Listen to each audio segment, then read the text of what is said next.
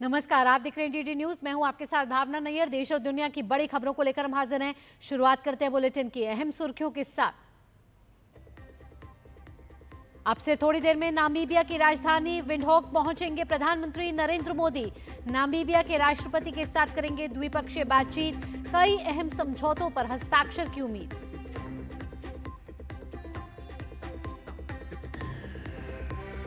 Bharat Brazil के बीच अगले 5 साल में व्यापार 20 अरब डॉलर ले जाने का लक्ष्य।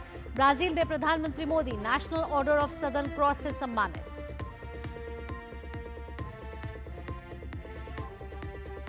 पहलगाम के नुनवान बेस कैंप से अमरनाथ तीर्थ यात्रियों का एक और जत्था रवाना। अब तक 1 लाख से अधिक श्रद्धालुओं ने किए बाबा बर्फानी के दर्शन।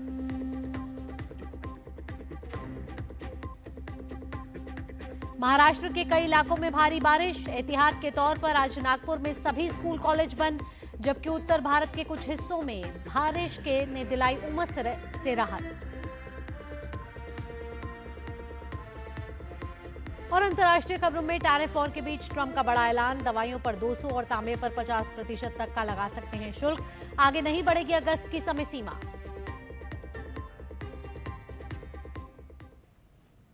और अब खबरें विस्तार से। प्रधानमंत्री नरेंद्र मोदी 5 देशों की यात्रा के अंतिम चरण में अब से थोड़ी देर में नामीबिया की राजधानी विंडहोक पहुंचेंगे। प्रधानमंत्री मोदी की ये पहली नामीबिया यात्रा है, जबकि किसी भी भारतीय प्रधानमंत्री की 27 सालों बाद नामीबिया की ये तीसरी यात्रा होगी। इस यात्रा के दौरान भारत नामीबिया द्विपक्षीय संबंधों को एक नया आयाम मिलेगा। दरअसल अफ्रीका अब एक ऐसा देश है जो भारत की विदेश नीति का लगातार केंद्र बनता जा रहा है। ये यात्रा भारत अफ्रीका संबंधों को नई ऊंचाइयों पर ले जाने की दिशा में एक महत्वपूर्ण कदम है। 27 वर्षों बाद किसी भारतीय प्रधानमंत्री की ये पहली नामीबिया यात्रा होगी। भारत और नामीबिया के बीच ऐतिहासिक, रणनीतिक और सांस्कृतिक संबंधों की लंबी विरासत रही है। प्रधानमंत्री नरेंद्र मोदी के इस दौरे पर दोनों देशों के बीच द्विपक्षीय व्यापार, डिजिटल सहयोग, कृषि और साथ ही वन्य जीव संरक्षण जैसे समझौते होने का अनुमान है। दोनों देश द्विपक्षीय व्यापार को बढ़ाने पर जोर दे सकते हैं। भारत नामीबिया के प्राकृतिक संसाधनों जैसे यूरेनियम और हीरे में निवेश के अवसरों पर चर्चा कर सकता है। इसके अतिरिक्त भारतीय कंपनियों के लिए नामीबिया में खनन, कृषि और नवीकरणीय ऊर्जा क्षेत्रों में सहयोग की संभावनाएं तलाशी जा सकती हैं। नामीबिया के पास यूरेनियम जैसे महत्वपूर्ण संसाधन हैं, जो भारत की ऊर्जा जरूरतों के लिए महत्वपूर्ण हो सकते हैं। भारत और नामीबिया के बीच शिक्षा, स्वास्थ्य और डिजिटल प्रौद्योगिकी जैसे क्षेत्रों में सहयोग बढ़ाने पर चर्चा हो सकती है। दोनों देश जलवायु परिवर्तन और ग्लोबल साउथ के हितों पर सहयोग के लिए चर्चा कर सकते हैं। प्रधानमंत्री मोदी के स्वागत की तैयारियां नामीबिया में जोरों पर है। इस यात्रा में प्रधानमंत्री मोदी नामीबिया में रह रहे भारतवंशियों से भी मिलेंगे। नामीबिया के साथ कई विषयों पर समझौता भी होगा। प्रधानमंत्री नरेंद्र मोदी अपने दौरे के दौरान नामीबिया की संसद के संयुक्त सत्र को भी संबोधित करेंगे। प्रधानमंत्री नरेंद्र मोदी का ये दौरा केवल राजनीतिक नहीं बल्कि वैश्विक दक्षिण अफ्रीका की एकजुटता और साथ में भारत की अफ्रीका के साथ एक्ट ईस्ट की तरह एक्ट अफ्रीका की नीति का भी परिचायक है। प्रधानमंत्री के इस दौरे से भारत और नामीबिया के संबंधों की एक नई युग की शुरुआत होगी। कैमरा पर्सन आलोक के साथ निशांत राय, डीडी न्यूज, विंडहोक। प्रधानमंत्री नरेंद्र मोदी की नामीबिया यात्रा पर डीडी न्यूज नामीबिया में भारतीय उच्चायुक्त राहुल श्रीवास्तव से एक्सक्लूसिव बातचीत की है। उन्होंने बताया कि दोनों देशों में शिक्षा, रक्षा और सुरक्षा, व्यापार और वन्य जीवों के संरक्षण सहित कई विषयों पर चर्चा होने की संभावना है। आखिर इस दौरे के मायने क्या है और इसका भविष्य में क्या असर पड़ेगा, इस पर ज़्यादा बातचीत करने के लिए हमारे साथ मौजूद हैं नामीबिया में भारतीय उच्चायुक्त राहुल श्रीवास्तव। राहुल जी नमस्कार। नमस्कार। डीडी न्यूज़ में आपका स्वागत है। सबसे पहला सवाल मेरा यही है कि इस दौरे का उद्देश्य क्या है और द्विपक्षीय संबंधों में कितनी मधुरता आएगी इस दौरे को लेकर? उद्देश्य काफ़ी सारे हैं। ये जो विज़िट हो रही है ये 27 साल बाद हो रही है, तो एक तो बड़ा उद्देश्य ये है कि जो इतनी बड़ी गैप है वो फिल होगी, और बहुत सारी दूसरी चर्चाएँ होंगी, इकोनॉमिक, ट्रेड, इन्वेस्टमेंट और कल्चर, बहुत सारे एरियाज़ हैं, कैपेसिटी बिल्डिंग, इन सब बातों में भी, इन सब जगहों पर भी चर्चा होगी जब प्रधानमंत्री जाएंगे। सर, क्या इस दौरे से भारत को अफ्रीकी महाद्वीप में अपनी रणनीतिक पकड़ मजबूत करने में मदद मिलेगी? अफ्रीका हमारे लिए एक प्रायोरिटी है और ये प्रधानमंत्री जी हरदम बोलते हैं। जब ये प्रधानमंत्री जी की अभी विज़िट स्टार्ट हुई, आपने देखा होगा, एक अफ्रीका के देश से शुरू हुई और एक अफ्रीका के देश से ख़त्म हो रही है। तो अफ्रीका में हमारे 3 इंडिया अफ्रीका फोरम समिट हो चुके हैं और अफ्रीका हमारे लिए इसलिए भी महत्वपूर्ण है क्योंकि हम जिस रास्ते से चले थे हमारे इंडिपेंडेंस के लिए, उसके बाद हमने सभी अफ्रीका के देशों का हमने सपोर्ट किया था, नामीबिया का हमने सपोर्ट किया था। हमारे जो डेवलपमेंट के चैलेंजेस हैं वो एक जैसे हैं और इंडिया में ये चैलेंजेस काफ़ी बड़े हैं, लेकिन हमने बहुत सारे चैलेंजेस का हमने सॉल्यूशन निकाल लिया है। तो हम भी चाहते हैं कि भारत अपना एक्सपीरियंस, एक्सपर्टीज़, नॉलेज इन सब एरियाज़ में शेयर करे। सर, भारत ग्लोबल साउथ की बात करता है, तो क्या नामीबिया आपको लगता है कि इसका समर्थन करेगा? करता है और करेगा, क्योंकि हम भी ग्लोबल साउथ से हैं, नामीबिया भी अपने आप को ग्लोबल साउथ से मानता है। हमारे, जैसे मैंने बताया कि हमारे चैलेंजेस वगैरह एक जैसे हैं। जब इंडिया G20 प्रेसिडेंसी कर रहा था तब हमारे यहाँ voice of global south summit हुए थे, जिसमें तीनों समिट में नामीबिया ने भी पार्टिसिपेट किया था। तो वो बिल्कुल पार्टिसिपेट करते हैं और चाहते हैं कि हमारी जो एंगेजमेंट है, भारत का एंगेजमेंट ग्लोबल साउथ में वो बढ़े। प्रधानमंत्री के इस दौरे पर क्या कोई बड़ा ट्रेड एग्रीमेंट साइन हो सकता है रक्षा और सुरक्षा के क्षेत्र में? बातें कुछ चल रही हैं अभी उसमें डिफेंस एरियाज़ में, क्योंकि जो नामीबियन डिफेंस फोर्सेस हैं, इनकी सरकार भारत से काफ़ी कुछ डिफेंस इक्विपमेंट खरीदना चाहती हैं। जो प्रधानमंत्री जी जब आएंगे तो इस पर भी हमारी बातचीत होगी। और अभी कुछ समय पहले इनके जो एयरफोर्स के चीफ हैं वो भी इंडिया गए हुए थे। वो काफ़ी इम्प्रेस्ड हुए हमारा वहाँ पर जो डिफेंस का हमारा इंफ्रास्ट्रक्चर डेवलपमेंट है। तो काफ़ी कुछ हमसे यहाँ पर खरीदना चाहते हैं भारत से। कुछ इक्विपमेंट है, बट ये विज़िट के बाद मेरे ख्याल से काफ़ी कुछ बढ़ा होगा। नामीबिया भी की अगर बात की जाए तो वो महत्वपूर्ण देश है, लेकिन जो भारतीय दर्शक हैं, खासकर DD न्यूज़ के, वो उनकी एक बड़ी इच्छा रहती है कि अगर नामीबिया में व्यापार करना चाहें तो कौन कौन से ऐसे सेक्टर हैं जिसको लेकर हम आगे बढ़ सकते हैं? बहुत सारे सेक्टर्स हैं, जिसमें जो अगर बड़े सेक्टर्स बताऊं तो माइनिंग, मिनरल्स। अभी जैसे इनके क्रिटिकल मिनरल्स वगैरह तो हैं इनके पास, रेयर अर्थ वो सब भी हैं, लेकिन मार्बल है तो काफ़ी इनका अच्छा मार्बल है। यहाँ से काफ़ी सारी कंपनीज आती हैं जो कि भारत से इसमें इन्वेस्टमेंट कर रही हैं।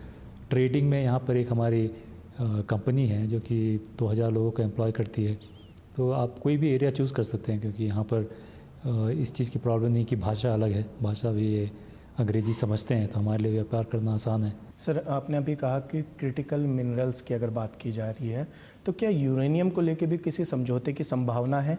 यूरेनियम पर भी बातचीत होगी और प्रधानमंत्री के विज़िट के बाद मैं आशा करता हूँ कि यूरेनियम हमारे नामीबिया से भी यहाँ से इंडिया में भी एक्सपोर्ट होगा, क्योंकि हमारा एक एग्रीमेंट है, लेकिन कुछ उसमें डेवलपमेंट ज़्यादा नहीं हो सक रहा है, क्योंकि कुछ चीज़ें हैं जो कि हमें क्लैरिफाई करनी है। वो प्रधानमंत्री जी के विज़िट के बाद हो जाएंगे। उसके बाद हम, मेरे ख्याल से, यूरेनियम भी यहाँ से एक्सपोर्ट कर सकेंगे। आपको लगता है कि भारत की जो विदेश नीति नामीबिया को लेकर है, अगले 10 सालों में आप किस तरीके का परिवर्तन देखेंगे? जैसे इंडिया की भी बढ़ोतरी हो रही है, तो यहाँ भी थोड़ा रियलाइजेशन है कि हमें बहुत कुछ सीखने को मिल सकता है। हम बहुत कुछ अपना इन्वेस्टमेंट वगैरह इंडिया से ला सकते हैं, हमारी जो रिलेशंस है बढ़ सकती है। तो इनकी भी जानकारी अभी बढ़ रही है। तो फिर जैसे अब विज़िट होगी प्रधानमंत्री की, तो फिर काफ़ी लोग जानेंगे कि हाँ, इंडिया में क्या अपॉर्चुनिटीज़ हैं, तो हमारे जो रिलेशंस है वो भी बढ़ेंगे। धन्यवाद सर। तो ये थे हमारे साथ भारतीय उच्चायुक्त राहुल श्रीवास्तव जी, जिनका कहना है कि भारत और नामीबिया के जो द्विपक्षीय बातचीत प्रधानमंत्री नरेंद्र मोदी के आने के बाद होगी, उसमें भविष्य में दोनों के एक मजबूत संबंध होने की संभावना है। और दोनों देशों के बीच अगर संबंध कुछ इस तरीके से मजबूत रहे तो कई सारे सेक्टर्स में भारत और नामीबिया दोनों साथ मिलकर तरक्की कर सकते हैं। DD न्यूज़ पे इतना ही। देश और दुनिया की तमाम खबरों के लिए बने रहिए हमारे साथ। आइए आगे बढ़ते हुए अब बात कर लेते हैं भारत और ब्राजील की। नामीबिया से पहले प्रधानमंत्री मोदी ब्राजील में थे, जहां दोनों देशों ने द्विपक्षीय सहयोग बढ़ाने के लिए कई अहम समझौतों पर हस्ताक्षर किए। ब्राजील के राष्ट्रपति ने प्रधानमंत्री को अपने देश का शीर्ष सम्मान भी प्रदान किया। वहीं प्रधानमंत्री मोदी ने ब्राजील के राष्ट्रपति को भारत यात्रा का न्योता दिया, जिसे उन्होंने स्वीकार कर लिया। देखिए ये विशेष रिपोर्ट।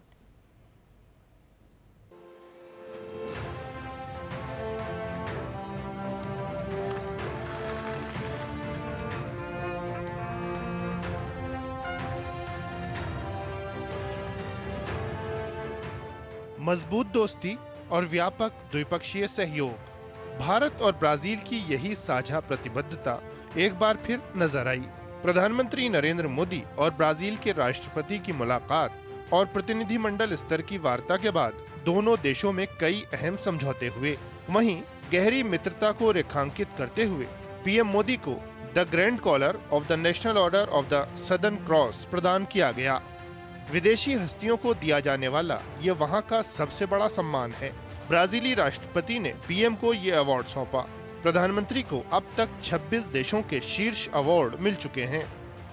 मुझे ब्राजील के सर्वोच्च राष्ट्रीय सम्मान से विभूषित किया जाना मेरे लिए ही नहीं बल्कि 140 करोड़ भारतवासियों के लिए भी अत्यंत गर्व और भावुकता का पल है। भारत ब्राजील सभी क्षेत्रों में मजबूत सहयोग पर सहमत हुए। अंतर्राष्ट्रीय आतंकवाद और अंतर्राष्ट्रीय संगठित अपराध से निपटने, नवीकरणीय ऊर्जा, डिजिटल उपायों, बौद्धिक संपदा और कृषि अनुसंधान से जुड़े समझौते रिश्तों में नई मजबूती लाएंगे। हम अपने रक्षा उद्योगों को आपस में जोड़ने के प्रयास जारी रखेंगे। आर्टिफिशियल इंटेलिजेंस और सुपर कंप्यूटर में हमारा सहयोग बढ़ रहा है। यह समावेशी विकास और ह्यूमन सेंट्रिक इनोवेशन की हमारी एक जैसी सोच का प्रमाण है।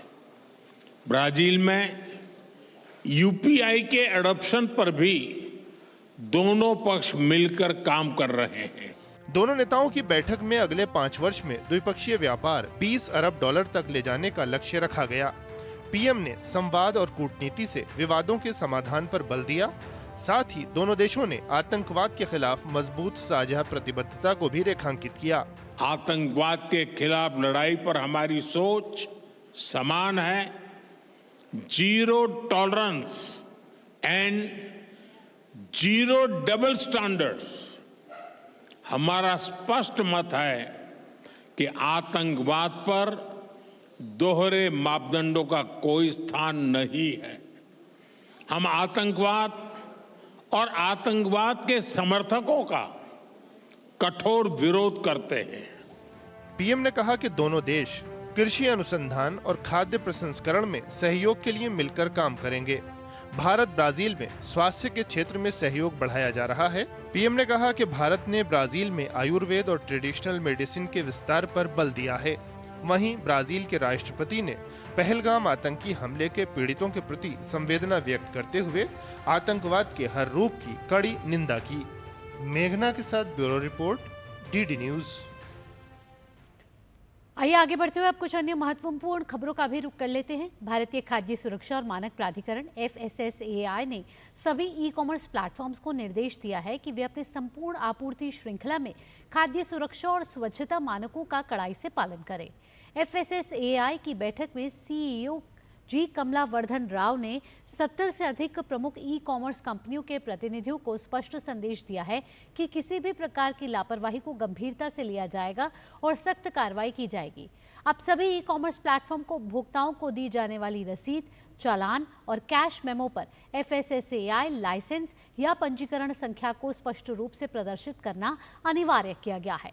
प्लेटफॉर्म्स को अपने गोदामों और भंडारण इकाइयों का पूरा विवरण FOS COS पोर्टल पर अनिवार्य रूप से साझा करना होगा। सभी गोदामों और स्टोरेज सुविधाओं की साफ सफाई की निगरानी की जाएगी और उनकी तस्वीरें FOS COS पोर्टल पर नियमित रूप से अपलोड करनी होंगी।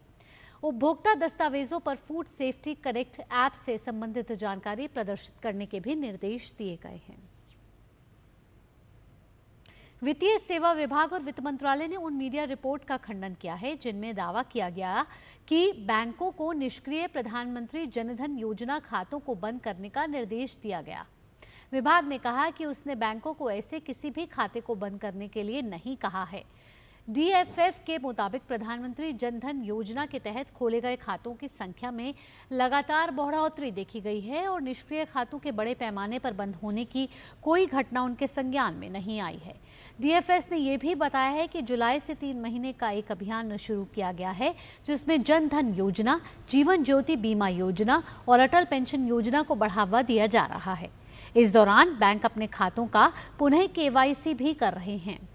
वित्तीय सेवा विभाग ने यह जरूर कहा है कि बैंकों को सलाह दी गई है कि वे निष्क्रिय खाता धारकों से संपर्क करें ताकि खाता फिर से सक्रिय किया जा सके। 1 नवंबर से दिल्ली के पुराने वाहनों को पेट्रोल डीजल नहीं मिलेगा। वायु गुणवत्ता प्रबंधन आयोग यानी कि CAQM ने बैठक में ये फैसला लिया है। CAQM ने दिल्ली सरकार के अनुरोध पर पुराने वाहनों पर ईंधन प्रतिबंध को लगभग 4 महीने के लिए स्थगित कर दिया है। अब दिल्ली में यह अभियान इस साल 1 नवंबर से नोएडा, गाजियाबाद, फरीदाबाद, ग्रेटर नोएडा और गुरुग्राम के साथ शुरू होगा, जबकि NCR के बाकी हिस्सों में 1 अप्रैल 2026 से लागू होगा। CAQM निर्देश संख्या 89 में संशोधन कर रखा है कि जबकि अन्य सभी कार्यक्रम पहले की तरह ही रहेंगे। बात अब बाबा बर्फानी की कर लेते हैं। बाबा बर्फानी के दर्शन के लिए श्री अमरनाथ यात्रा सफलतापूर्वक बड़े उत्साह के साथ चल रही है। आज सुबह पहलगाम के नुनवान बेस कैंप से श्रद्धालुओं का एक और जत्था पवित्र गुफा की ओर रवाना हुआ है। श्री अमरनाथ यात्रा के शुरू होने के 6 दिनों के भीतर ही श्रद्धालुओं की संख्या 1 लाख का आंकड़ा पार कर चुकी है। पवित्र यात्रा पहलगाम और बालताल दोनों मार्गों पर सुचारू रूप से चल रही है। उपराज्यपाल मनोज सिन्हा सहित अन्य वरिष्ठ अधिकारी नियमित तौर पर यात्रा की व्यवस्था का जायजा ले रहे हैं। तीर्थयात्रियों को सुविधा देने के लिए शासन प्रशासन तो जुटा ही है, साथ ही कई स्वयंसेवी संगठन और धर्मार्थ संगठन यात्रियों भी सेवा में लगे हुए हैं। अलग अलग संगठन भंडारा और लंगर चला रहे हैं। हमारे संवाददाता अश्वनी मिश्र ने बालताल से ये विशेष रिपोर्ट भेजी है।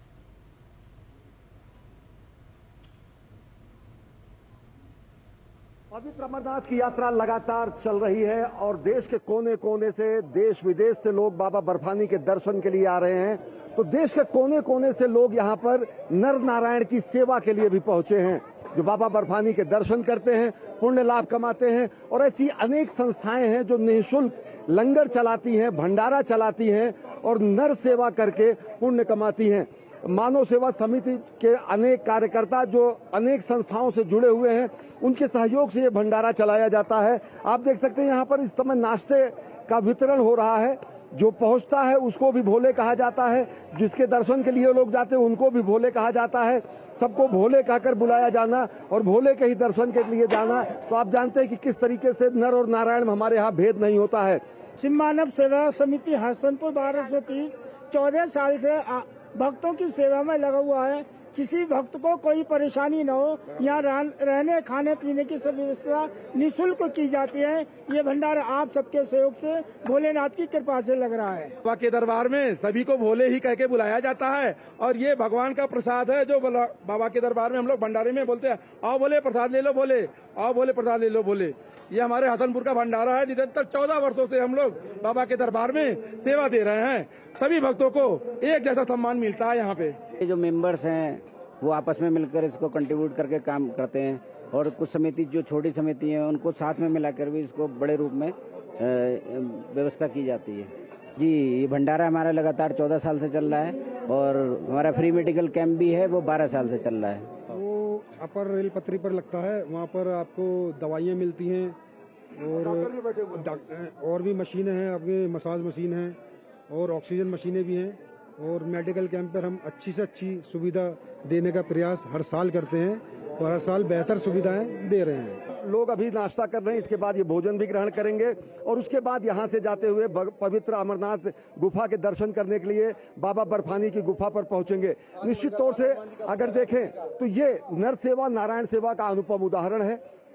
भक्त भी भोले और जिनके दर्शन करने हैं वो भी भोले। इससे अनूठी संस्कृति कहाँ हो सकती है। और सबसे बड़ी बात कि हर वर्ग, समुदाय और देश के हर कोने से एक सामूहिक शक्ति यहाँ पर दिखती है एक ऐसी स्थिति दिखती है जो सामाजिक सहयोग से चलता है और ये निश्चित तरीके से पूरी दुनिया के लिए अनुकरणीय है और अचंभित भी कर देने वाला है।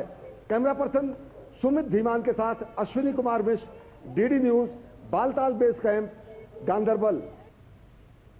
अमरनाथ यात्रा के दौरान बालटाल मार्ग पर कई हॉस्पिटल बनाए गए हैं, जहां पर स्पेशलिस्ट डॉक्टर श्रद्धालुओं की सेवा में दिन रात काम कर रहे हैं।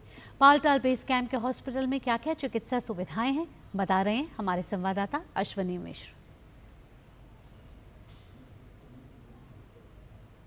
श्री अमरनाथ यात्रा लगातार जारी है, पहलगाम के रास्ते और बालटाल के रास्ते। सुरक्षा के अगर अभूतपूर्व इंतजाम है तो स्वास्थ्य की ऐसी सुविधाएं मुकम्मल की गई हैं, चाहे बालटाल का क्षेत्र हो चाहे पहलगाम का क्षेत्र हो। मैं बालटाल के आधार शिविर पर स्थित इस बेस हॉस्पिटल में हूं। इस बेस हॉस्पिटल की क्षमता 100 मरीजों को भर्ती करने की है। ऐसे 4 और बेस हॉस्पिटल बनाए गए हैं बालटाल से पवित्र गुफा के रास्ते में। अपर होली के, लोअर होली के, पंचतरणी और ये बालटाल का बेस हॉस्पिटल कितना विशिष्ट है, कितना सुसज्जित है और कितना अच्छे तरीके से श्रद्धालुओं को हर संभव स्वास्थ्य सुविधाएं मुहैया करा रहा है। आइए हम आपको दिखाते हैं। हाँ, दवा लेने आए, क्यों एड़ियाँ फट गई, ऊपर से लौट रहे थे, हवा के द्वारा जो पैर फट रहे थे तो उसके लिए ट्यूब मिला है मुझे। इन क्षेत्र को हम दिखाते हैं कि कैसे यहाँ पर 100 बेडों के मरीजों को भर्ती करने की क्षमता है।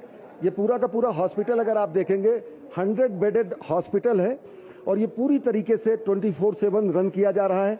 यहाँ पर doctors, pulmonary expert, cardiac doctor, यहाँ पर physician, cardiologist, pulmonary expert, trauma से रिलेटेड जो है आर्थोपेडिक्स के डॉक्टर और साथ ही साथ पैरामेडिकल स्टाफ और नर्सिंग स्टाफ 24/7 यहाँ पर ऐसे श्रद्धालुओं की सेवा के लिए तत्पर हैं। I came here for yatra. Tomorrow is my token. Due to water change, my stomach was upset, loose motions. They respond very well. They gave me very encouragement to go to yatra for tomorrow. They gave me such medicines and they encouraged me. They don't disgrace. You can go to yatra. बाबा बर्फानी की इस यात्रा में देश के कोने कोने से आने वाले लोग ये देखते हैं कि किस तरीके से भगवान बर्फानी की सेवा के साथ साथ मानव सेवा में ये हमारे चिकित्सक लगातार लगे हुए हैं। नर सेवा, नारायण सेवा और इसी को स्थापित करते हैं। कैमरा पर्सन सुमित धीमान के साथ Ashwini Kumar Mishra, DD news, Baltal base camp, Ganderbal. Kanwar यात्रा को लेकर मुरादाबाद रेलवे की तैयारी पूरी है। यहां भीड़ को ध्यान में रखते हुए 11 जुलाई से 9 अगस्त तक स्पेशल ट्रेनें चलाई जाएंगी। साथ ही हरिद्वार के सभी प्लेटफॉर्मों पर बड़ी संख्या में अतिरिक्त स्टाफ तैनात किया गया है। इस सावन के सीजन में ये तकरीबन 65 से 70 हज़ार तक पहुंच जाता है, तो भीड़ चूंकि ज़्यादा होती है, पैसेंजर ज़्यादा होते हैं, तो हम लोगों ने इसमें 11 जुलाई से 9 अगस्त तक स्पेशल ट्रेन चलाने का एक प्रपोजल बनाया हुआ है, जिसमें 2 ट्रेनें 11 जुलाई से लेकर 25 जुलाई तक दिल्ली के डायरेक्शन में स्पेशल ट्रेनें चलेंगी, हरिद्वार से दिल्ली और दिल्ली से हरिद्वार। और 11 जुलाई से 9 अगस्त तक हरिद्वार से लखनऊ और लखनऊ से हरिद्वार एक स्पेशल ट्रेनें चलेंगी। उसके अतिरिक्त जो ऑलरेडी एग्जिस्टिंग पैसेंजर सर्विस है दिल्ली से शामली के बीच में, दिल्ली से सहारनपुर के बीच में, उसको हरिद्वार तक एक्सटेंड किया जाएगा। और जो भी देहरादून, ऋषिकेश या हरिद्वार से गाड़ियां ओरिजिनेट होती हैं, तो उनके जो हरिद्वार के पास के सैटेलाइट स्टेशन हैं, जिसमें रायवाला है, मोतीचूर है, इनमें उनका टेम्पररी स्टॉपेज भी किया जाएगा। गुजरात में नदी पर एक पुल ढह गया है। वडोदरा और आणंद को जोड़ने वाला महिसागर नदी पर बना गंभीरा पुल पादरा में ढह गया। जानकारी के मुताबिक ये पुल सुबह करीब 7:30 बजे ढह गया। हादसे में अभी तक किसी के हताहत होने की कोई खबर नहीं है। वहीं घटना के बाद स्थानीय प्रशासन मौके पर मौजूद है। बात अब मौसम की कर लेते हैं। नागपुर में पिछले कुछ घंटों से मूसलाधार बारिश हो रही है। आज भी नागपुर में भारी बारिश जारी रहने के अनुमान है। मौसम विभाग ने ये चेतावनी दी है और जिले के सभी स्कूल, कॉलेज और कोचिंग सेंटर आज बंद रखे गए हैं। लगातार बारिश के कारण शहर के निचले इलाकों में पानी भर गया है। मौसम विभाग ने लोगों से सतर्क रहने की अपील की है और कुछ सुझाव भी जारी किए हैं। इसी के साथ इस बुलेटिन में इतना ही। अगला कार्यक्रम आप देखेंगे भारत नामीबिया संबंधों पे, जहां प्रधानमंत्री नरेंद्र मोदी अब से कुछ देर में नामीबिया की राजधानी विंडहॉक पहुंचने वाले हैं। मेरी सहयोगी ऋतु वर्मा के साथ। फिलहाल के लिए मुझे दीजिए अनुमति। नमस्कार।